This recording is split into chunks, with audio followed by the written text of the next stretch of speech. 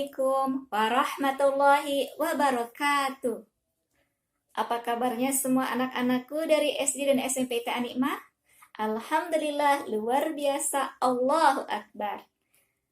Alhamdulillahillazi arsala rasulahu bil huda wa dinil haq yuzhirahu ala dini kullihi wa kafa billahi syahida. Asyhadu an la ilaha illallah wa asyhadu anna Muhammadan abduhu wa rasuluh allazi la nabiyya ba'dah. Pertama-tama marilah kita panjatkan syukur kehadirat ilahi Robbi, karena atas izinnya lah kita bisa berkumpul walaupun dengan virtual. Salawat salam marilah kita curahkan ke junjungan kita Nabi Muhammad Sallallahu Alaihi Wasallam, kepada para keluarganya, para sahabatnya, dan para pengikutnya hingga akhir zaman. Baiklah anak-anakku yang Miss Hana banggakan dan cintai. Dalam kali ini Miss Hana akan sedikit share tentang peristiwa penting dalam bulan Ramadan. Bagi yang sudah tahu, mohon maaf ya, mereview lagi. Pertama, yaitu terjadinya nuzulul Quran. Yang kedua, yaitu malam Lailatul Qadar. Ketiga, meninggalnya Sayyidah Khadijah, istri Rasulullah Sallallahu Alaihi Wasallam. Yang keempat, peristiwa penaklukan kota Mekah.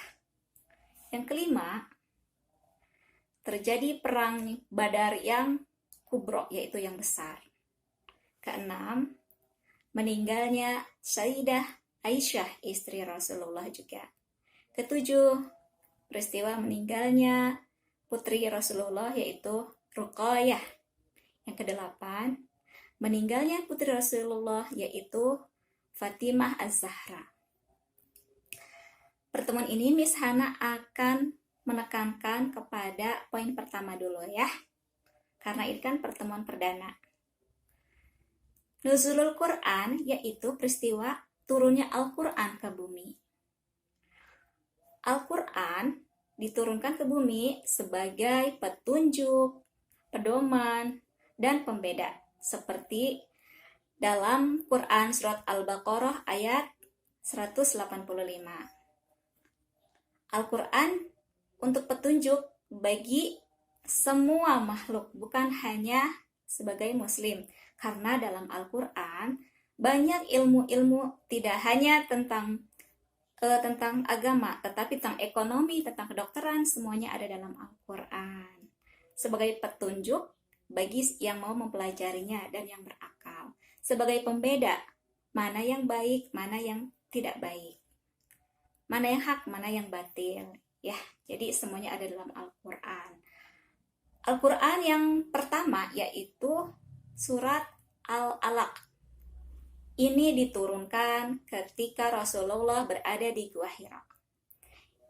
Al-Alaq ayat 1-5 yang berbunyi, A'udzu billahi minasyaitonir rajim. Bismillahirrahmanirrahim. Iqra bismi rabbikal ladzi khalaq. Khalaqal insana min 'alaq. Iqra wa rabbukal akram. Alladzi 'allama bil qalam.